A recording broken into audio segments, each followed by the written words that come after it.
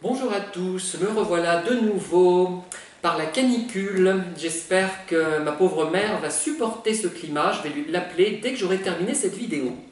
Donc je suis allée à la piscine ce matin prendre mes cours de natation. J'ai lu un ouvrage concernant le duc de Raguse, le maréchal Marmont, qui passe pour un traître, traître à Napoléon et traître même à la royauté. Donc je vais d'ailleurs écrire un ouvrage sur son épouse, la duchesse de Raguse, qui était la fille d'un banquier. Mais je vous raconte ça parce que j'aime bien raconter ce que je fais, mais je vais venir au vif du sujet, rassurez-vous. Alors, je pensais à un certain type de silence radio que j'ai vécu. Alors, est-ce que ça peut s'interpréter comme un silence radio? Je n'en suis pas sûr. C'est assez particulier, mais je pense que ça s'en rapproche. Alors, parfois, enfin même assez souvent, quand j'étais sous l'emprise d'un manipulateur qui habitait un peu loin de chez moi, dans une région un petit peu reculée, pas loin de la mer d'ailleurs, et qui, c'était il y a une douzaine ou une treizaine d'années, je ne sais plus exactement, enfin, entre 10 et 15 ans, quand j'écrivais un message, donc il me répondait dans un délai plus ou moins long, mais en éludant évidemment toutes les choses qui n'étaient pas dans sa ligne éditoriale en quelque sorte, tout ce qui était affectif n'était pas traité, les sujets qui lui semblaient inintéressants, où j'exprimais une certaine joie de vivre, oui ça m'arrivait, eh bien ils étaient éludés, ils n'étaient pas traités, ben voyons. Et il y avait quelque chose, c'est pas ça qui est intéressant. Au bout d'un moment, moi, ce qui se passait, c'est que donc j'écrivais un message, monsieur me répondait, quelques jours après, ou ça dépendait, enfin, mais c'était quand même dans un délai raisonnable. Et ensuite, comment dire, moi je recevais ce message qui me frustrait sur le plan relationnel, sur le plan de la communication, sur le plan de l'échange véritable. Depuis, j'ai vu pire, puisque avec le monsieur qui utilise la langue des oiseaux, c'était encore pire, mais je crois que c'était encore pire, moi, ce que j'ai vécu. Hein. Bon. Mais là, je n'étais pas encore au bout de mes peines, je ne savais pas que dans le futur, je rencontrerais quelqu'un de plus problématique encore sur le plan de la communication, sur le plan de l'obscurité de l'échange, je dirais. Et donc, au bout d'un moment, je me dis, mais à un moment donné, j'ai dit, j'arrête. Je ne vais pas lui répondre. Je n'arrête pas, je n'ai pas dit j'arrête, je dis je ne vais pas répondre à ce message qui me frustre, qui ne répond pas à mes questions, qui est vague, qui est, comment dire, euh, qui peut être interprété de différentes manières, on ne sait pas ce que ça traduit de l'affection, ça traduit au contraire un manque d'affection, un désintérêt, une passion cachée, on n'en savait rien, je n'en savais rien. Je n'étais pas plus avancée après avoir lu son message qu'avant. Et peut-être même étais-je davantage dans l'obscurité. Vous voyez ce que je veux dire? J'en ai déjà parlé, mais je crois qu'il faut que je redise, et j'en ai pas parlé pour cette personne-là. Et donc j'attendais, je me dis je ne vais pas répondre, et on verra bien comment il réagit. Est-ce qu'il va me téléphoner? Est-ce qu'il va écrire? On verra. Eh bien, si j'attendais un mois, je crois que c'est le maximum que j'ai pu attendre, hein, il ne répondait pas, il ne me relançait pas. Au bout d'un mois, moi je craquais, je relançais, je lui demandais de ses nouvelles, parce que je commençais à m'inquiéter finalement, parce que quand on n'a plus de nouvelles de quelqu'un, même si on essaie de contre-manipuler, parce que c'était ça, je me rendais compte qu'il y avait quelque chose, hein. Je n'avais pas identifié la problématique réellement du pervers narcissique, non, mais je savais qu'il y avait quelque chose qui n'allait pas, il était bizarre. Bon, et voilà, j'en avais parlé d'ailleurs à une psychologue de Sainte-Marie à Clermont-Ferrand, qui s'est révélée d'une nullité absolue, et qui a dit non, c'est normal, chacun a son mode de fonctionnement. Ah bon? Et elle voyait un pédophile. J'étais victime d'un pédophile, enfin, et comme j'étais trop âgé, j'avais 40 ans, mon côté enfantin ne compensait pas, et il fallait qu'il se jette sur des petits jeunes de 20 ans. Enfin bref, elle avait compris peut-être une partie du problème, mais elle n'était pas formée pour la perversion narcissique, pour des choses comme ça. Hein. Bon, au bout d'un moment, même si je ne savais pas ce que c'était à l'époque, je disais, mais elle ne comprend pas ce que je lui dis, cette bonne femme. Hein. Oh, enfin bref.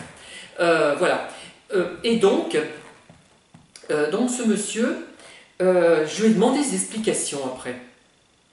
Alors, il m'a expliqué que je ne sais plus comment il a tourné ça, qui ne voulait pas interférer dans la vie des gens. Je ne sais plus comment il a tourné les choses, mais moi j'avais compris qu'il ne voulait pas en réalité montrer sa faiblesse en allant au devant de quelqu'un, montrer qu'il avait besoin de cette personne. En fait, il ne voulait pas admettre qu'il était plus dépendant de moi que je ne l'étais de lui. Ça, bon, on le sait tous, c'est ça, c'est une certitude aussi que j'ai depuis et qui m'a un peu conforté, justement, qui m'a un peu remonté le moral, mais qui m'a en même temps un peu attristé pour ces personnes. Hein. Ce sont des gens beaucoup plus dépendants que nous sommes de nous. Ils ont besoin à tout prix de nous. Pourquoi? Parce qu'ils sont vides, ils ont besoin sans cesse de stimuler de l'extérieur et d'acquérir en quelque sorte d'engranger nos qualités pour se remplir.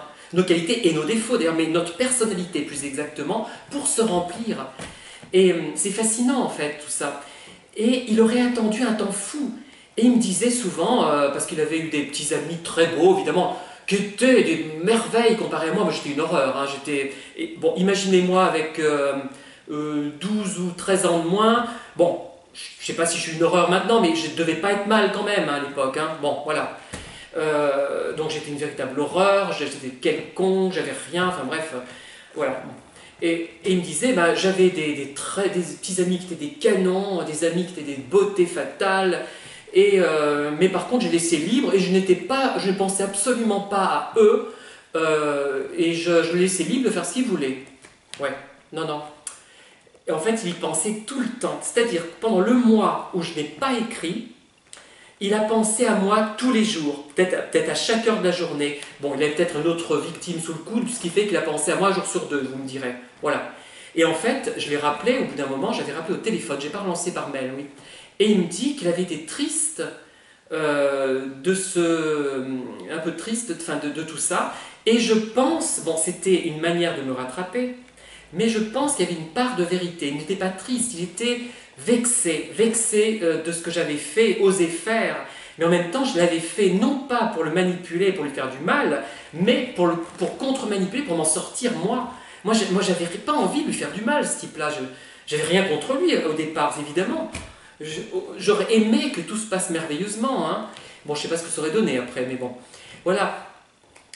Donc, il habitait loin, j'allais le voir de temps en temps, bon, bref. Voilà. Et en fait, c'était une sorte de silence, comment dire, de silence radio qui aurait pu durer très longtemps. C'est-à-dire que je n'aurais pas écrit pendant 2 ans, peut-être ne m'aurait-il pas recontacté. Et je crois qu'il y a plusieurs types de manipulateurs quand même, parce que certains recontactent, mais lui, il faisait un point d'honneur, il avait à ne pas relancer quelqu'un qui ne répondait pas à ses messages. Il m'avait parlé d'ailleurs d'une fille qu'il fréquentait à ce moment-là, une amie intime, qui ne lui écrivait plus. Il me disait, mais elle ne m'écrit plus, je ne sais pas ce qui se passe, je ne comprends pas. Et ça l'angoissait. Et par analogie, j'ai compris ce qu'il ressentait avec moi. Et je me suis dit, mais oui. Et après, tout ça m'est revenu tout à l'heure. Et je dis, il faut que je traite ce sujet, c'est vraiment important. Et je ne sais pas dans quoi le classer. Je dirais qu'il y a de la dépendance du pervers narcissique, une très forte dépendance, une très grande souffrance liée à ce vide, puisqu'ils ont besoin de nous pour se remplir, et aussi cette sorte de silence radio qui résulte d'un silence radio de notre part. Vous voyez? Donc je vais essayer de le classer en silence radio en mettant une petite explication afin que tout le monde puisse s'y retrouver. Voilà, je vous remercie de m'avoir écouté et je vous dis à très bientôt. Au revoir.